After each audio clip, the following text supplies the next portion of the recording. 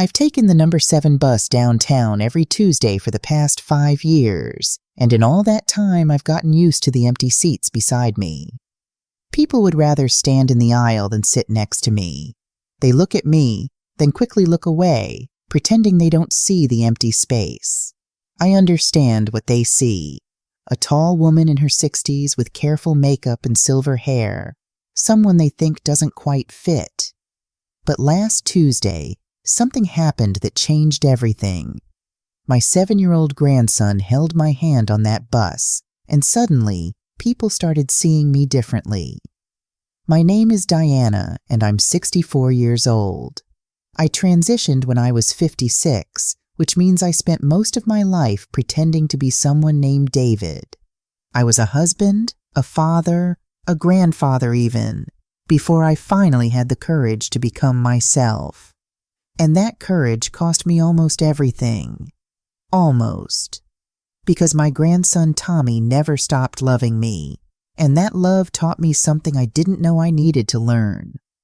I grew up in the 70s and 80s, in a time when there were no words for what I felt, no representations on TV, no internet support groups.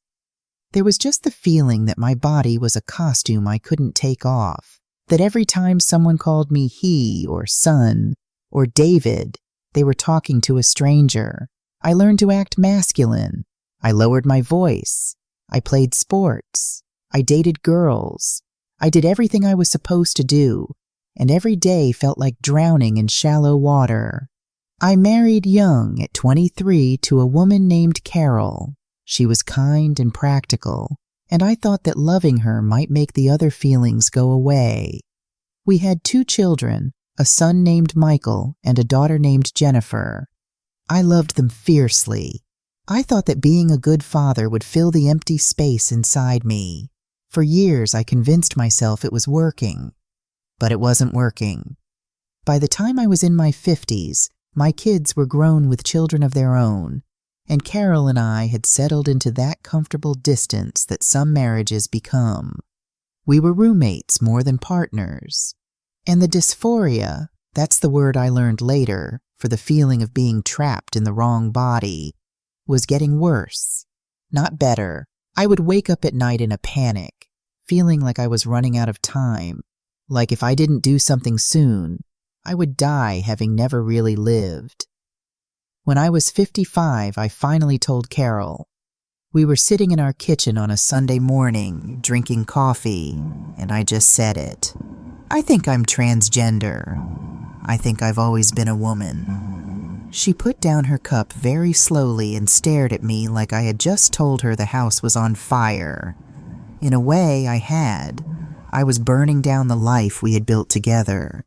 She asked me if I was sure. She asked if it was a midlife crisis. She asked if I had been unfaithful.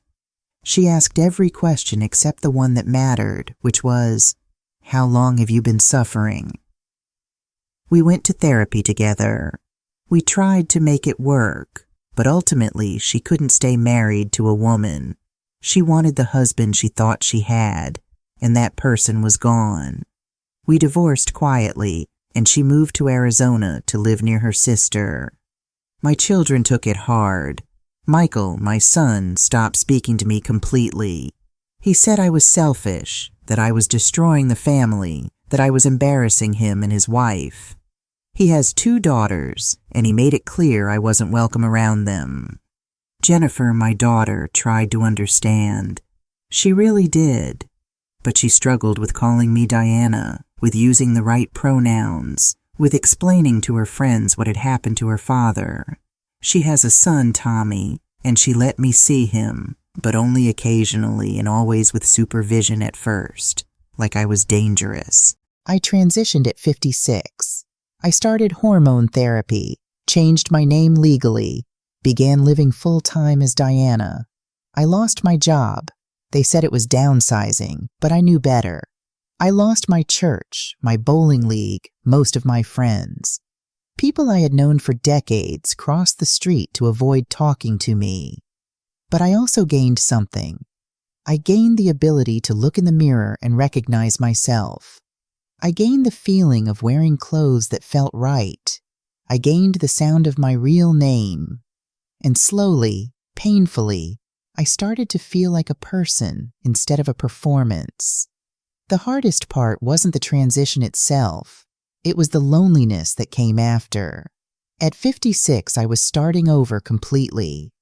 I found a new job as a receptionist at a medical clinic, work that paid less but didn't require me to hide. I moved to a smaller apartment. I learned how to do makeup properly through YouTube videos. I found a support group for older transgender women, and for the first time in my life, I met people who understood exactly what I was feeling. But I missed my grandchildren. I missed them so much it was a physical ache. Michael's daughters, Emma and Sophie, were 6 and 4 when I transitioned. I haven't seen them since. Jennifer's son Tommy was just 2 years old then, barely talking. I was terrified I would lose him too, that he would grow up not knowing me, or worse, knowing me only as the grandfather who disappeared. Jennifer made a decision that I will be grateful for until the day I die. She decided that Tommy should know me. She sat him down when he was 3 years old and explained in simple terms that Grandpa David had always felt like a girl inside, and now she was living as herself, and her name was Grandma Diana. Tommy, in that beautiful way children have of accepting things adults complicate, just said, "Okay. Can Grandma Diana play blocks with me?" For the past 5 years, I've seen Tommy every couple of weeks. Jennifer would bring him to my apartment, or we'd meet at the park, and slowly he and I built a relationship. He never knew me as David. To him, I've always been Grandma Diana, the grandma who lets him have an extra cookie, who reads him stories in funny voices, who teaches him to bake cinnamon rolls on Saturday mornings. He doesn't care that I'm transgender. He just knows that I love him. Last month, Jennifer asked me if I would pick Tommy up from school on Tuesdays and watch him until she finished work. She's a nurse and her schedule had changed, and she needed help. I said yes immediately. It meant taking the bus across town. I don't drive much anymore after a minor accident made me nervous, but I would have traveled anywhere to spend more time with my grandson. That's how the Tuesday bus trip started. I would take the number 7 bus to his school, pick him up, and we'd ride back to my apartment together. And that's when I started noticing how people treated me in public spaces. The bus is always crowded at 3:30 in the afternoon. Working people heading home, teenagers from the high school, elderly folks coming back from shopping. And every Tuesday, I would get on that bus and find a seat, and people would look at me and choose to stand rather than sit beside me. I'm not imagining it. I've watched them glance at the empty seat, look at me, and then grab the pole in the aisle instead. At first, I told myself they just preferred to stand, but then I noticed the way they whispered to each other, the way some people would move away if I stood near them, the way parents would pull their children closer when I walked past. I'm 64 years old, wearing nice clothes and carrying a purse, and somehow I'm threatening to them. If you're listening to me on Oma True Stories, thank you for letting my truth be heard. Because this part of the story, this daily discrimination, is something I need people to understand. It's not the big dramatic rejections that wear you down. It's the small ones. It's the empty seat beside you on the bus every single week. It's the reminder over and over that people see you as other, as different, as less than. But last Tuesday was different. I picked up Tommy from school like always. He came running out of the building with his backpack bouncing, his face lit up with excitement. "Grandma Diana!" Guess what? I got a gold star in math. He hugged me around the waist, and we walked to the bus stop holding hands. We got on the bus, and it was packed like usual. I found a seat near the back, and Tommy climbed up to sit beside me. And then something amazing happened. The man standing in the aisle, who had been carefully avoiding looking at the empty seat on my other side, glanced down at Tommy. He saw this little boy sitting close to me, holding my hand, chattering about his day at school. And slowly, the man's expression changed. Tommy was talking a mile a minute, telling me about his friend Jacob, who brought a lizard for show and tell, and how his teacher said they're going to learn about planets next week. He was leaning against me, completely comfortable, completely trusting. And I saw the man's face soften. He looked at me, really looked at me, and then he smiled slightly and looked away. At the next stop, a woman got on. She was probably in her 40s, carrying shopping bags. She started to walk past the empty seat next to me, but then she paused. She looked at Tommy, who was now showing me a drawing he'd made in art class. And then she sat down beside me. She actually sat down. "That's a beautiful drawing," she said to Tommy, and he beamed at her and launched into an explanation of the dinosaur he'd drawn. The woman and I made eye contact, and she smiled at me. A real smile, like I was just another grandmother on the bus with her grandchild. Over the next few stops, I watched it happen again and again. People saw Tommy with me, saw how comfortable and happy he was, and their attitudes shifted. An elderly man asked Tommy what grade he was in. A teenage girl complimented the little dinosaur button on his backpack. People talked to him, and by extension, they acknowledged me, not as a threat, not as something strange, but as someone's grandmother.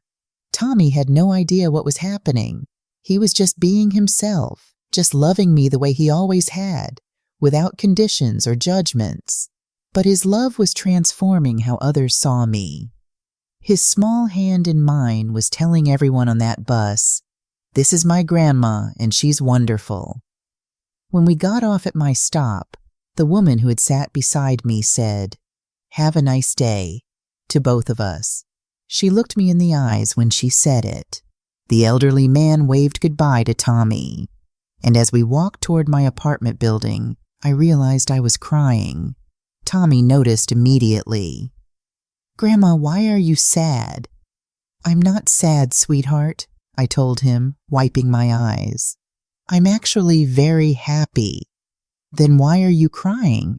How do you explain to a 7-year-old that his love has given you back your humanity? How do you tell him that people treat you differently when he's with you, that his acceptance makes others see you as acceptable? I knelt down on the sidewalk and hugged him. "Because you make me feel special," I said. "Because I love you so much." He hugged me back, squeezing tight. "I love you too, Grandma Diana. Can we make cinnamon rolls today?" We made cinnamon rolls. We played with his toy cars. We did homework at my kitchen table. And when Jennifer came to pick him up that evening, I told her what had happened on the bus. She cried too. She said, "Mom."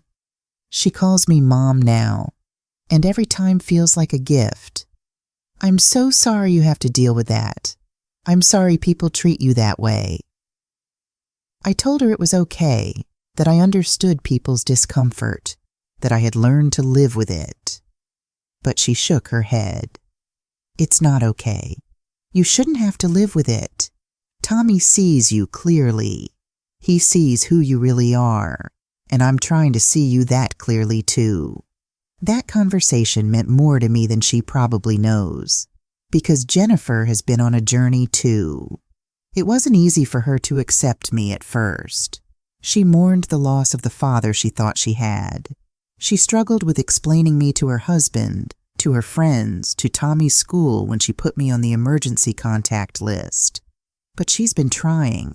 She's been learning. And slowly, she's been seeing me as Diana, not as David in disguise.